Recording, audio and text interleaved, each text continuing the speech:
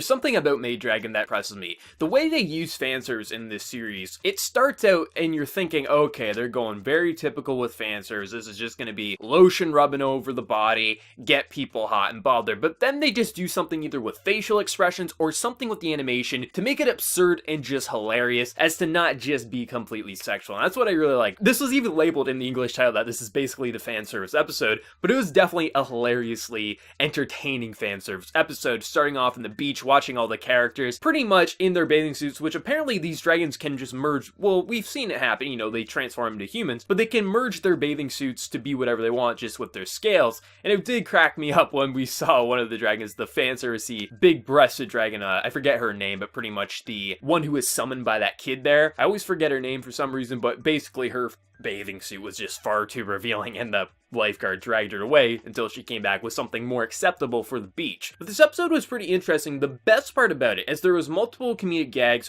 We go to the comic market. We do a lot of things throughout this episode, even fireworks. But I think the best part of this episode is, despite all kind of the fan servicey comedic moments, there's actually a surprising amount of development for Toru herself. As we know, dragons do not accept humans. If humans entered the dragon world, they would kill all the humans. If dragons enter the human world, the dragon should also still kill humans. They don't have a love for humans. Humans have always tried to kill them, and also they probably just think we are top beasts. We get to do what we want. Similar to humans, we look at any of the other animals, we kill them, we eat them, we are the top beasts. And I think dragons have the similar mentality. So most dragons don't want this. So the fact that we have all these dragons in this world, it's not normal, and most dragons would probably look down on it. And that's exactly how Toru's parents are, is from what we learned in this episode, that if Toru was to bring Kobayashi into her world to meet her parents would kill her. And I just liked seeing Toru this episode learn that, or just kind of reconfirm her love for Kobayashi, that it's not just this weird thing, it's not something that she should be ashamed of. She accepts her love for Kobayashi.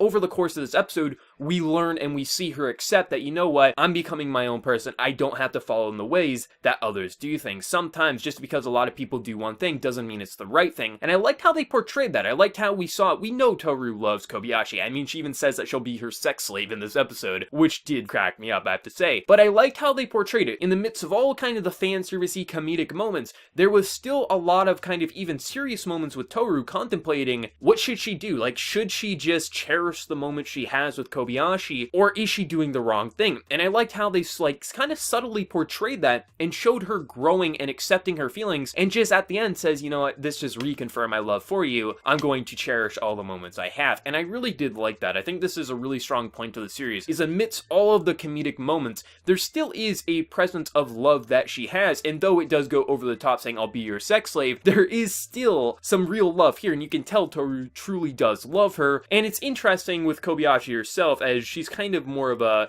very subtle and just kind of quiet person, but you can even tell that she truly does love her as well. I thought it was a very nice, sweet moment, but the kind of stuff as well this episode, that was pretty funny. She keeps eating all these little bugs she sees. I don't know, that stuff was cute and cracked me up. But I thought this episode overall, once again, animation and editing and just kind of comedic timing on point. Fafnir not being able to sell his curse book. There was a lot to love in terms of the comedy, but I just think that Toru's stuff really stole the show, especially when Toru just is contemplating what she should do and also is telling Kobayashi about her parents. I just thought it was a really good moment, and despite this being, you know, the quote-unquote fan service episode, there still was a lot of substance behind that fan service, and that's why I like this series. There's always something to enjoy about every single episode, and never has there been an episode that has left me underwhelmed or has been disappointed. And from what I've heard, next week's episode, the chapters that it's adapting, could be introducing a new character as well, so I'm excited to see what that character will bring to this very large cast. We actually have a fairly large cast of characters now, but they all feel like they serve a purpose so far, so I'm interested to see what the new character brings to the table. But for anyone who watched this episode, did you love it? Did you hate it? Let me know your thoughts down in the comment section below, and before you leave, hit that like button to show your support, and if you're new to the channel, be sure to subscribe. So until next time, everyone, please take care and have a good one.